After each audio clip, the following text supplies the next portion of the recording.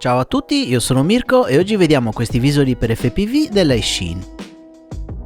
Si tratta degli Eachine EV800DM, se volete acquistarli trovate il link in descrizione insieme ad un elenco di codici sconto.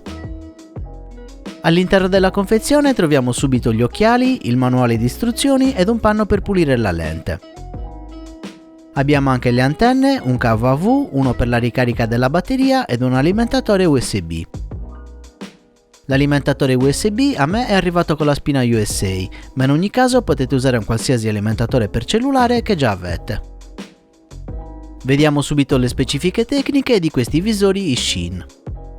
La ricevente integrata è a 5.8 GHz con 40 canali, divisi nelle bande A, B, E, Fat Shark e wristband. Come notiamo abbiamo due connettori per le antenne, infatti il modulo interno è di tipo True Diversity, ovvero con due riceventi dedicate. I moduli Diversity lavorano in maniera ottimale con un'antenna omnidirezionale ed una patch, infatti il sistema mostra a schermo la ricezione dell'antenna che in quel momento ha il segnale più forte. Quando il drone sarà davanti a noi, la ricevente utilizzerà l'antenna patch, mentre quando il drone sarà alle nostre spalle verrà utilizzata quella omnidirezionale. Le antenne fornite in dotazione sono di tipo SMA, ho avuto modo di provarle in precedenza e si sono dimostrate abbastanza decenti. Potete valutare di cambiarle in un secondo momento, per iniziare vanno bene anche queste. Nella parte superiore abbiamo i tasti funzione, il tasto a sinistra è per la selezione manuale di banda e canale, quello centrale è per accendere e spegnere il visore, mentre quello a destra serve per visualizzare il menu del visore. Quando siamo all'interno del menu possiamo modificare luminosità, contrasto, colore, nitidezza e così via. Gli altri tasti funzione si trovano nella parte inferiore. Qui troviamo il tasto Search che serve per fare la ricerca automatica della frequenza. Io sconsiglio sempre di utilizzare l'autoscan perché non è mai affidabile. Molte volte infatti non trova la frequenza esatta ma ne trova una simile che si vede bene da vicino ma perde il segnale quando vi allontanate di appena 50 o 60 metri. Una buona abitudine è scegliere la frequenza che preferite sulla VTX ed impostarla manualmente sugli occhiali. Qui abbiamo il connettore per la ricarica della batteria integrata. Molti pensano che questo connettore sia proprietario, quindi creato da Eachine. In realtà si tratta di un comunissimo cavo DC a 5V da 2,5 x 0,7 mm.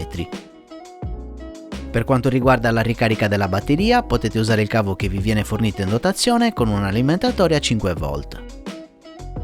Oltre che per essere usato come ricarica, il connettore può essere usato per fornire alimentazione ausiliaria al visore.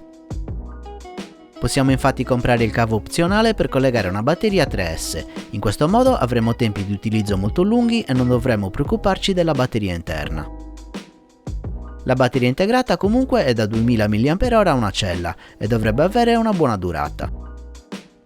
Qui abbiamo lo slot per la microSD che serve per registrare filmati DVR. In questo piccolo foro abbiamo il tasto Reset che riporta le impostazioni del visore allo stato di fabbrica. Questo ingresso jack può essere usato con le cuffie per sentire l'audio dei motori, in alternativa possiamo usarlo come video in.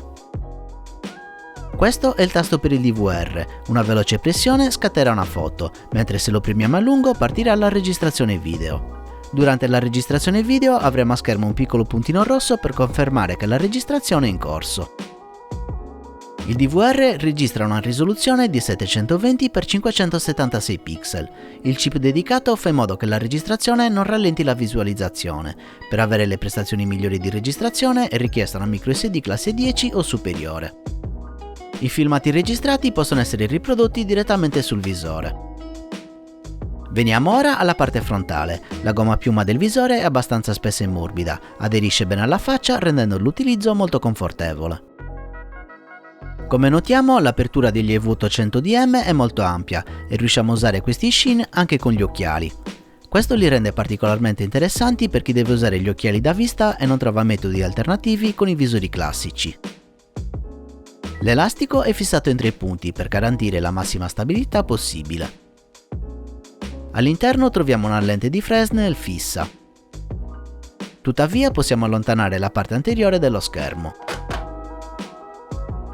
Provando questo visore ho notato che la posizione ideale è con lo schermo tutto in avanti, quindi li teniamo chiusi giusto per il trasporto. Il display degli EV800DM è un 3 pollici con risoluzione 900x600 pixel, il rapporto è quindi 4/3. Gli EV800DM si presentano come il nuovo visore box delle Shin, andando ad affiancarsi al precedente modello EV800D. Questi si inseriscono in quella fascia di visori che io chiamo economica ed hanno un prezzo inferiore ai 100 euro. In questa fascia abbiamo visto di recente anche i Top Sky Prime 2. Come notiamo, rispetto agli EV800D il nuovo modello ha dimensioni decisamente più compatte. Questo tuttavia fa perdere la possibilità di usare i visori come monitor esterno, caratteristica che ho apprezzato negli EV800D. Altra differenza è lo spazio per il volto, infatti il precedente modello non permette l'utilizzo con gli occhiali da vista. La differenza principale tra i due visori è la dimensione dello schermo, abbiamo un 3 pollici sul DM e un 5 pollici sul D. La differenza di dimensioni è piuttosto importante, ma personalmente non ho trovato lo schermo più piccolo come un punto a sfavore. Considerando che sugli EV800DM abbiamo una risoluzione più alta, il risultato è molto buono e l'esperienza visiva risulta gradevole e immersiva. Per finire vediamo un breve confronto con i Prime 2. Una differenza che notiamo subito sono le dimensioni, i Top Sky sono più compatti e maneggevoli e generalmente quando li indossiamo rimangono più stabili. La qualità del display degli Shin però è superiore, non solo dal punto di vista della risoluzione ma anche per quanto riguarda la qualità dei colori. Ed eccoci arrivati alla fine della recensione e la domanda da farci è se valga la pena comprare questi EV800DM o no. Come sempre, il mio consiglio quando si tratta di visori della fascia economica è di pensarci bene, in quanto un visore di questo tipo potrebbe non essere all'altezza delle vostre aspettative.